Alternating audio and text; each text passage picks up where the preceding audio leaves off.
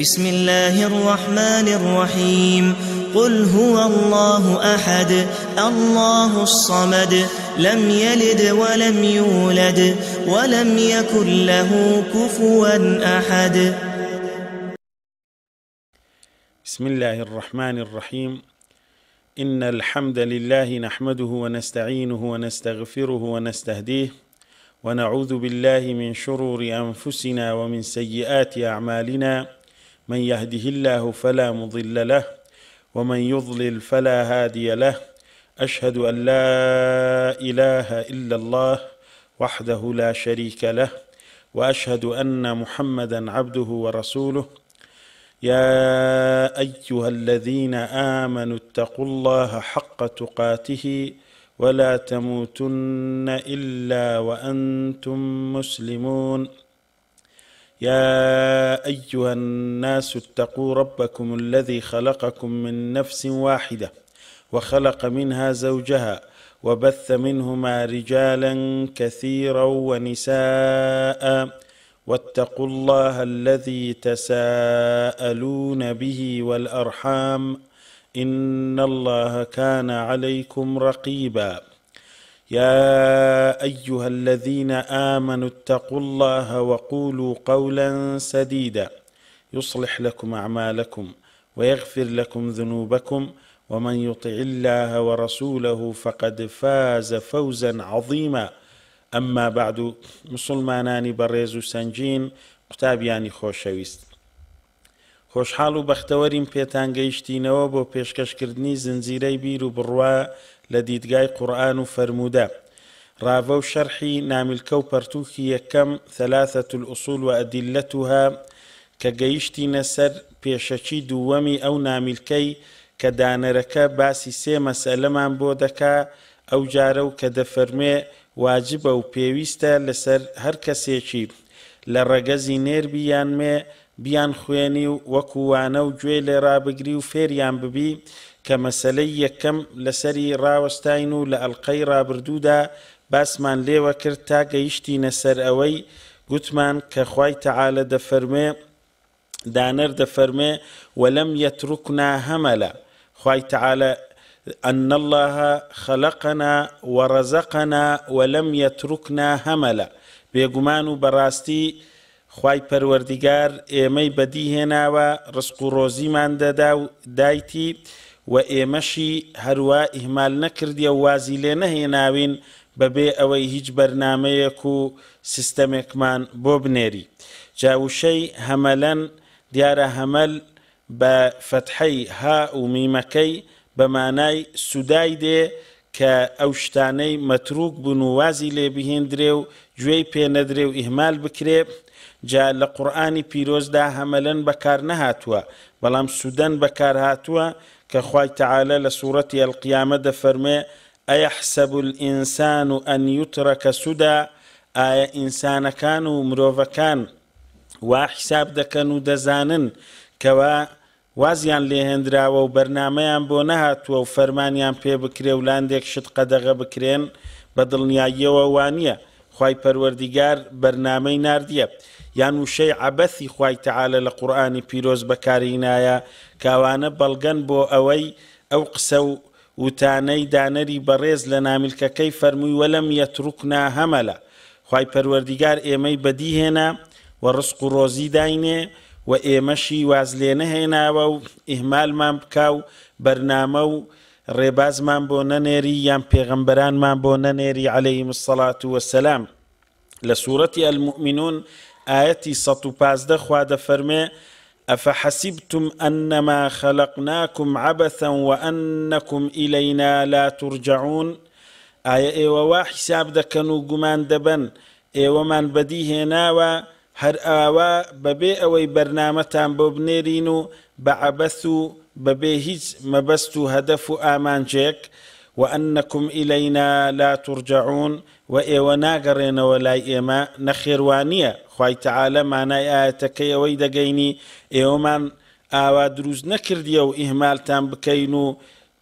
فەرمانتان پێ نەکەین و ڕێگریتان لێ نەکەین لە خراپەکان و بۆ لای ئێمە نەگەڕێنەوە، بەڵکو پێغەمبەرانمان ناردیە، رسلا مبشرين ومنذرين لئلا يكون للناس على الله حجة بعد الرسل.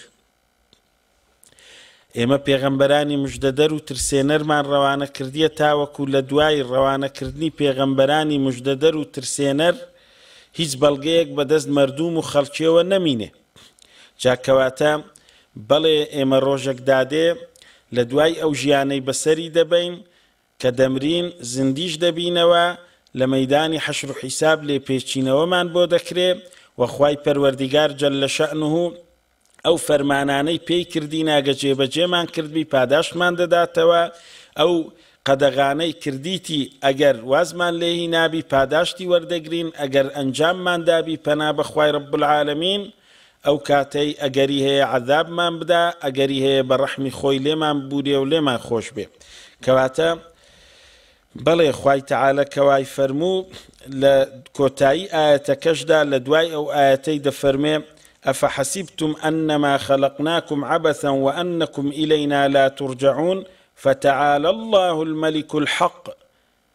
خوا برزایەتی بۆ خوای و پاکایەتی بۆ خوای تەعالە کە ئەو خاوەن و دەسەڵاتدارێک و پادشایەکی حەق و ڕەوایە کە ئەوەی بکە هەروە بتان نێریتن و ژیانێکی بێمەبەست دابنێتن و خەڵکەکە لەگەر یەکتردا هەرچۆن ژیان بەسەر دەبا و زوڵم و ستەم لێک دەکا و هەرچی بەسەر یەک دیدەینی لە کۆتاییدا زندی بوونەوە نەبێ و حەق و مافەکان وەرنەگیرێنەوە ئەوە وانییە. خوا بەرزە لەوەی و پاک و بێگەردە لەوەی، خوا خاوەن و دەسەڵاتدار و پادشایەکی حەق و ڕەوایە. لا ئیلاهە ئیلا هو رب العەرش الکەریم. هیچ پەرستراوێکی حەق و ڕەوانیە جگە لە ئەو کە خوایە جەل شەئنه، هەر ئەو خاوەن و پەروەردیگاری بارەگایەکی بەخشەر و بەڕێز و شکۆدارە. ومن يدعو مع الله إلها آخر لا برهان له به فإنما حسابه عند ربه. جا بشزانن هەر یەک هاوار و هانا بباتە بەر کەس و شتێکی تر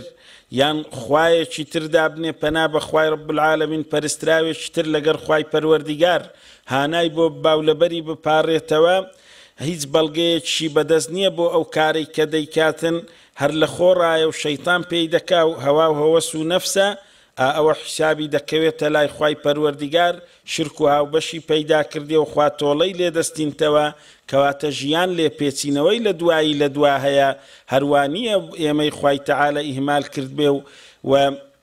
لە ژیان داوازمان لێبینی و دوایە لێ پێچینەوە نەبێ. نەخێر پێغەمبەرانی ڕەوان کردیە ولقد بعثنا في كل أمة رسولا أن اعبدوا الله واجتنبوا الطاغوت. بۆ هەر گەلوونەتەوەیەکی پێغەمبەر و ڕەوانەکراوێکی ڕەوان کردووە خوای پەروەردیگار داوایان ئەوە بووە خوای بپەرستن بە تاک و تەنهایی و دوورکەونەوە لە تاغوت. ئەوەی وای کرد پاداشتی دەدرێتەوە، ئەوەی وای نەکرد تۆڵەی لێدەستێنرێتەوە. کەواتە خوای پەروەردیگار هەموو شتەکانی بە حیکمەت داناوە و خوای تەعالە ئێمەی هەروە واز لێ نەیناوە. لە پاشان خوا جەل شەئنه دەفەرمێ لە قورئانی پیرۆزدا دەفەرمێ وكل صغير وكبير مستطر. هەر شتێکی گچکە و گەورە لە عەمەل و کردەوەکان لە قسە و گۆتنەکان هەر هەمووی نووسراوەیە، حیسابی لەسەرە. لە قیامەتدا خوای رب العالمین ئەو کەسەی هەرچی کردیە لە ژیانیدا حیسابی بۆ دەکا. ئەوجا دەشفەرمێ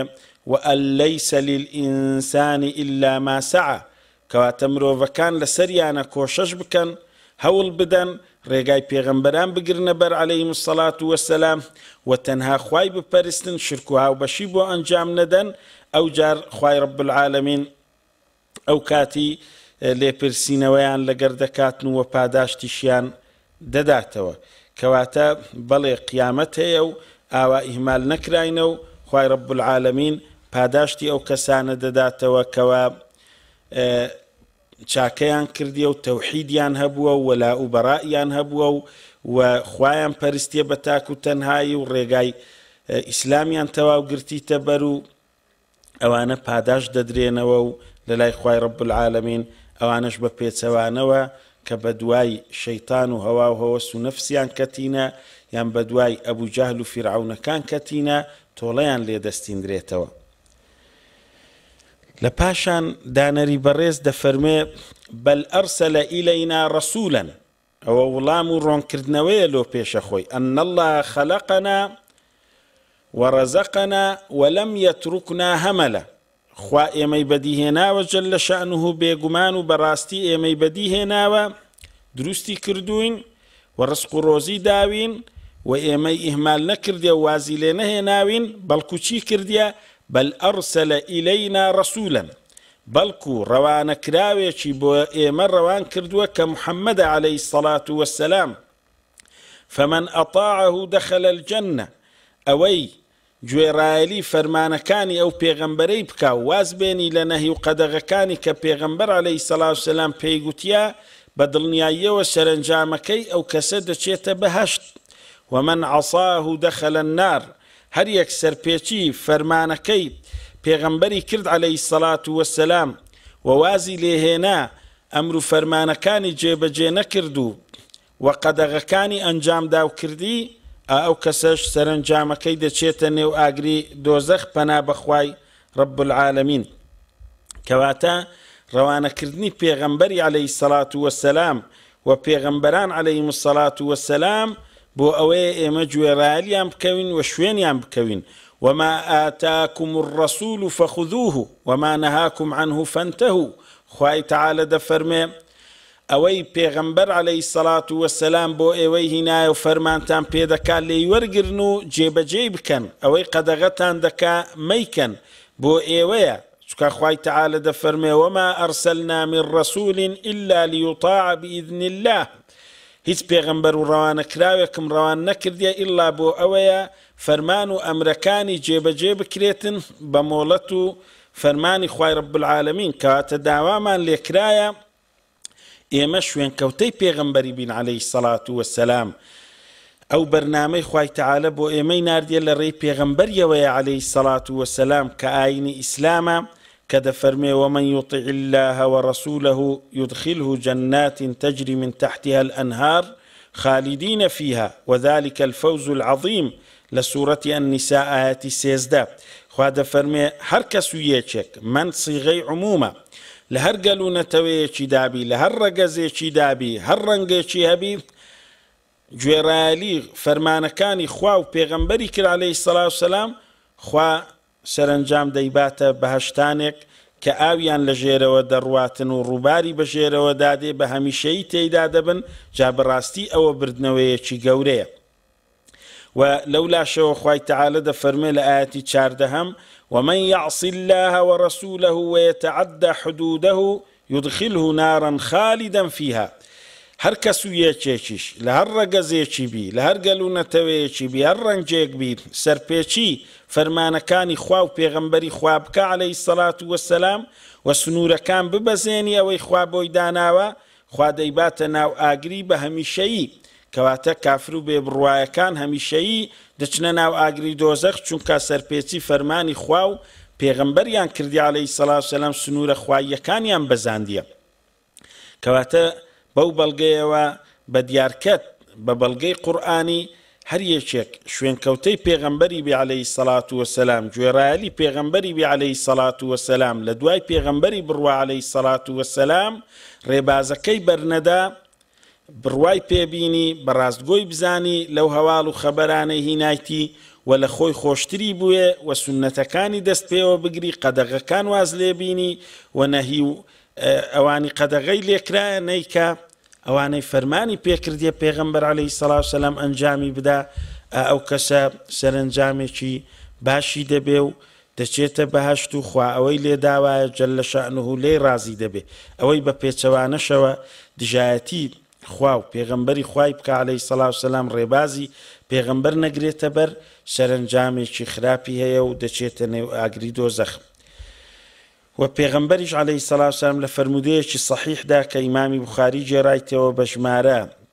249 دەفەرمێ ئەبوو هوڕەیرە بۆمان دەجێرتەوە دەفەرمێ پێغەمبەر فەرمووی عەلەیهی السەڵات وەسسەلام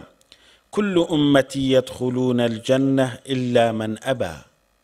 هەموو ئومەتی من دەچێتە بەهەشت ئیلا ئەوەی هەوێ و بۆ خۆی پشت لە بەهەشت بکات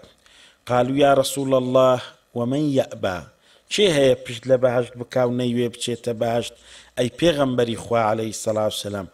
قال من أطاعني دخل الجنة فەرمووی ئەوەی گوێڕایەلی من بکە فەرمانەکانم جێبەجێ بکە دەچێتە بەهەشت ومن عصاني فقد أبى هەر یەکێک پێچەوانەی فەرمانەکانی من بکە و سەرپێچی بکە ئەوە نەیویستیە بچێتە بەهەشت و دەچێتە ئاگری دۆزەخ کەواتە ئێمە بەڵگەمان بەدەستکەت کە خوای پەروەردیگار لە دوای ئەوەی ئێمەی بەدیهێناوە ڕزق و ڕۆزی داوین ئێمەی ئیهمال نەکردیە و وازی لێ نەهێناوین پێغەمبەر و ڕەوانەکراوێکی بۆ ئێمە ڕەوان کردیە کە محەممەدە عەلەیهی السەڵات وەسەلام ئەوەی گوێڕایەلی ئەو پێغەمبەرەی بکە و فەرمانەکانی جێبەجێ بکە و قەدەغەکان واز لێ بینی دەچێتە بەهەشت ئەوەی سەرپێچی فەرمانەکانی پێغەمبەر بکە عەلەیهی السەڵات وەسەلام بەدەستی خۆی ئەو ڕێبازەی هەڵبژاردیە و ڕێگایی گرتیە و دەچێتە دۆزەخ جا خوای بەڵگەشمان لۆ ئەوەی کە پێغەمبەر بۆ ئێمە هاتیە و شاهێدە لەسەرمان دانەری بەڕێز لە نامیلکەکەی دەفەرمێ وەدەلیل و بەڵگەش لەسەر ئەوەی قوله تعالى فرمودەی خوای بەرزە کە فەرموویەتی إنا أرسلنا إليكم رسولا شاهدا عليكم كما أرسلنا إلى فرعون رسولا فعصى فرعون الرسول فأخذناه أخذا وبيلا خوای تعالى جل شأنه فرمووی دەفەرمێ لە سوورەتی مزەممیل ئاەتی 15 و 16 دەفەرمێ ئێمە ڕەوانمان کرد بەڕاستی و بێگومان ڕەوانەکراوێک بۆ لای ئێوە کە محەممەدە عەلەیهی السەڵات وەسەلام شاهێدە بەسەرتانەوە لەو فەرمان و ئەمر و نەهیانەی بۆی هێناون و لە ڕۆژی دواییدا شایەدیتان لەسەر دەدا هەروەکو بۆ لای فیرعەونیش ڕەوانەکراوێکمان ڕەوان کرد کە موسا بوو عەلەیهی السەلام بەڵام فیرعەون چی کرد فعصى فرعون الرسول فرعون سەرپێچی فەرمانەکانی ئەو پێغەمبەرەی کرد کە موسا بوو عەلەیهی السەڵات وەسەلام بۆ لای ئەومان نارد بوو جا سەرنجامەکەی فأخذناه أخذا وبيلا ئێمە گرتمان بە گرتنێکی تند الوبیل لە زمانی عەرەبی بە معنای الثەقیل الشەدید دێ شتێکی قورس و تند کەواتە بە قورسی و بە توندی گرتمان بربونی نییە لە دەستمان خوای تعالە دەفەرمێ جەلە شەئنه تەواو حیسابی ڕۆی فیرعەون و تۆڵەی لێ دەستیندرێتەوە جا خوای رب العالمین جەلە شەئنه کەوامان پێ دەفەرمێ کەواتە ئێمە پێویستە مادەم ئێمەی بەدیهێناوە و ڕزق و ڕۆزیمان دەدا خوای ئێمەیە ئیهمالی نەکردوین پێغەمبەرێکی بۆ ڕەوانە کردوین عەلەیهی السەڵات وەسەلام دەبێ ئێمەش فەرمانی ئەو پێغەمبەرەی عەلەیهی السەڵات وەسەلام بینینەجێ وا نەکەین کەوا بچینە دۆزەخ بەڵکو گوێڕایەلی بکەین و تاوەکو بچینە بەهەشت بەڕێزان و خۆشەویستان دەمەوێ پێتان بڵێم کە شوێنکەوتەبوونی پێغەمبەری عەلەیهی السەڵات وەسەلام تەنها بە قسە نییە بەڵکو بەوەی دەبێ کە بە عەمەل و کردار بیسەلمێنین دەست بگرین بە قورئان و سوننەی ئەو جار ئەوە تەواو شوێنکەوتووی پێغەمبەری بووینە عەلەیهی السەڵات وەسەلام کە پێغەمبەر دەفەرمێ عەلەیهی السەڵات وەسەلام لە فەرمودەیەکی کە لە صەحیح الجامعدا ئەلبانیش بە صەحیحی ناوە بە ژمارە 2937 نایتی و لە سلسلەی ئەحادیثی صەحیحەش بە ژمارە 1761 نایتی و ئیمامی مالیکیش ڕیوایەتی کردیە دارەقوطنیش و ئیمامی حاکمیش لە مستەدرەکەکەی جا پێغەمبەر فەرمووی عەلەیهی السەڵات وەسەلام إني قد تركت فيكم شيئين لن تضلوا بعدهما من دوشتم لە دوای خۆم بەجێهێشتە بۆ ئێوە ئەگەر دەستی پێوە بگرن و لەسەری بڕۆن قەت گومڕا نابن لە دوای ئەو دوو شت و بەرنامەی کتاب الله وسنەتی و ئەویشیان پەرتووکی خوایی کە قورئانە لەگەر سنەت و ڕێبازەکەی من کە سنەتی پێغەمبەر پێشەوایە عەلەیهی السەڵات وەسەلام ولن يفترقا حتى يردا علي الحوض ئەو دوانە هیچیان لێک جیا نەکەنەوە و جیا نابێتەوە حتا لەسەر حەوض پێم دەگەن ئەوەی دەستی واگرت بە قورئان و بە سوننەی و لێکی جیا نەکردەوە هەتا دەگاتە سەر حەوضی کەوثەر لە خزمەت پێغەمبەری عەلەیهی السەڵات وەسەلام ئەو کاتەی بەڕاستی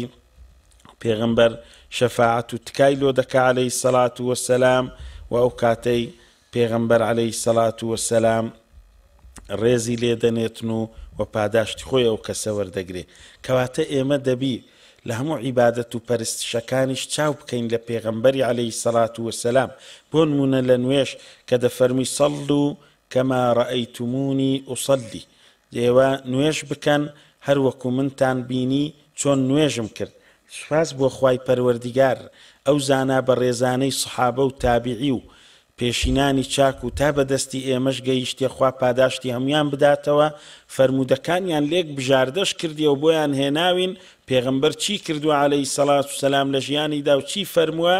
هەر هەمویان تۆمار بووە. ئێمە ئەگەر تەمبەڵی لێ نەکەین چاک چاک ئەو ڕۆدەزانین ڕێبازی پێغەمبەری کامەیە عەلەیهی سەڵات وسەلام و سونەتەکانی کامەیە و جێبەجێیان دەکەین ئەو کاتی عیبادەت و پەرستش و هەمومان وەکو پێغەمبەری لێدێ عەلەیهی سەڵات وسەلام ئەو فەرمودەی لە ڕابردوو خوێنمانەوە سەڵلو کەما ڕەئەیتمونی ئوسەلی لە سەحیح بوخاری هاتیە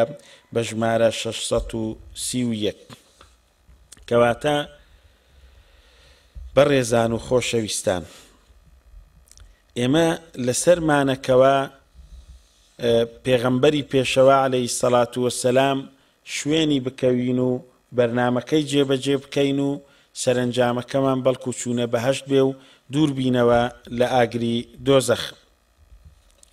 پێغەمبەر عەلەیهی سەڵات وەسەلام زەڕوڕەتی پێغەمبەران بەگشتی عەلەیهیمو سەڵات وەسەلام و پێغەمبەری ئێمەش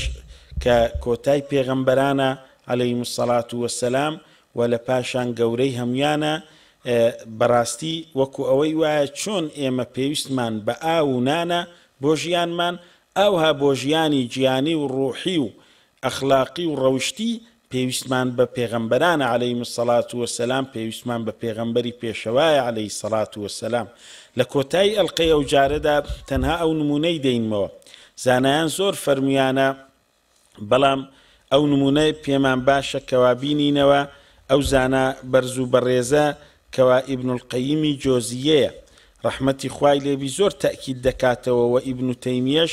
لە پەرتووک و کتابەکانیان لەسەروەی کە پێغەمبەری پێشەوە عەلەیهی سەڵات وسەلام و هاتنی پێغەمبەران چ زەڕوڕەت و پێویستیەکە. جا ئەبولحەسەن النەدوی ڕەحمەتی خوای لێبی لە کتابی ئەنبووە وەلئەنبیا نمونەیەکی جوان دەینتەوە چاک چاک حاڵیمان دەکا لەوتە بە نرخەکانی ئیبن تەیمیە و ئیبن القەییمی جۆزیە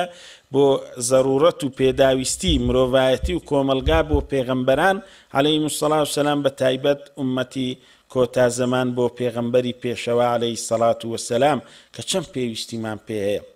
دەڵێ جارێکیان کۆمەڵێک لە قوتابیەکان لە وڵاتی وەڵڵاهو ئەعلەم پاکستان پشویان بووە، ئیزانکۆی بووینە، گوتیان گەشتی ئەو جارەمان و پشووی ئەو جارەی خوێندنمان لە نێو دەریایدا بەڕێی دەکەین و بەسەری دەبین، ڕێک دەکەون و دەچنە ناو کەشتیەکی و بەکرەی دەگرن، بەشێک دەبن لە خەڵکی سەرکەشتیەکەی و کەشتیوانەکەش پیاوێکی تۆزێک بە تەمەنە و بەرز و بەڕێزە، دیارە لەوێ کە دەکەونە ناو ڕۆیشتنی کەشتیەکەی لە ناو ئاوەکەی ئەوانە گەنجن و تازە پێگەیشتوو بووینە و لە زانکۆی قوتابی بووینە و خۆیان پێگرنگ و مهم و گەورە بووە. دەڵێن چی بکەین باشە قسەی خۆش و دڵی یەک خۆش بکەین، دەڵێن وەرن هەندێکی بابە و مامە بە تەمەنە کەشتیەوانەی ڕابوێرین، بانگی دەکەن دەڵێن جەنابی فلانە کەسی کەشتیەوان جەنابت لە چت خوێندیە؟ دەڵێ لە هیچ. دەڵێ یعنی یەکیان پێی دەڵێ فیزیا و کیمیات نەخوێندیە؟ دەڵێ نەخێر. ئەویدی پێی دەڵێ دەرچووی جەبر و هەندەسە و بیرکارینی؟ ئەویش دەڵێەوە لە چێن دەرە؟ نازانم نەخێر نەمبیستیە. ئەویدی پێی دەڵێ جوگرافیا و مێژوو؟ دەڵێ وڵا ئەوە لە چێن دەرە و لە چ وڵاتێکێ شوێنە؟ دەڵێن نەخێر. دەڵێن کەواتە مامای بەتەمەن ئەتوو نیوەی عمرت بەزایع چووە. ئەوش زۆر غەمیان لێ دەخوا و هەموو لە قاقای پێکەنین دەدەن و پێی پێدەکەن و دەڵێن هیچ نازانی. جا